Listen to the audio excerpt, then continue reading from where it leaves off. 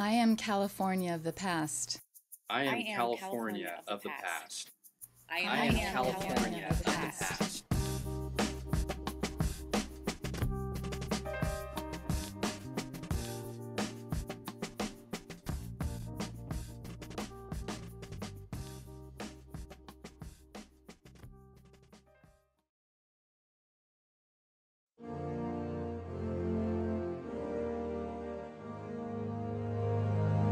Never forget where I was and what I was doing in July of 1965, but first let me tell you how my service in the National Guard began in 1954.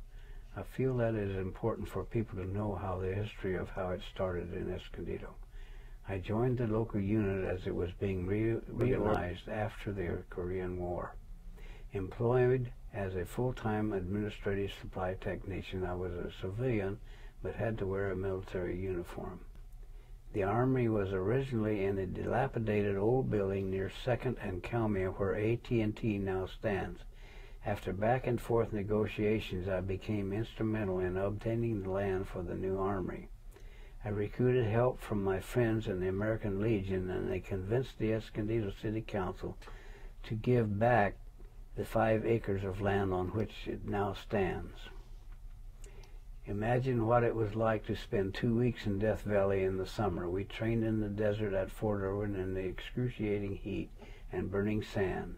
I remember 3 days straight of 141-degree temperature heat. We couldn't pick things up without wearing gloves. I still have the air-conditioned office I built for the back of a 2.5-ton truck.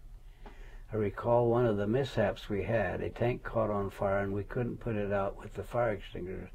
Back then, a tank only cost $100,000 compared to several $1 million today. My most intense experience played out in the summer of 1965.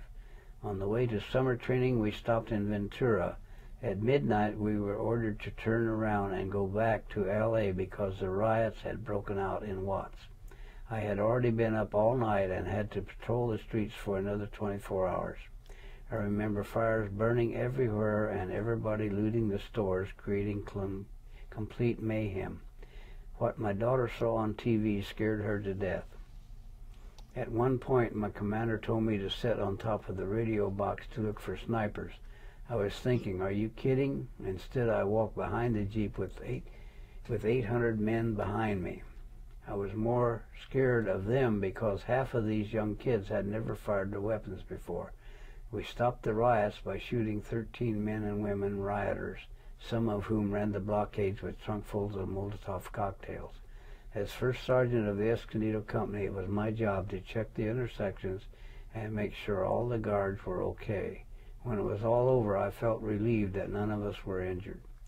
Thankfully, the rest of my service years were less than eventful. I stayed in the Guard until 1974, then transferred to the Army Reserve.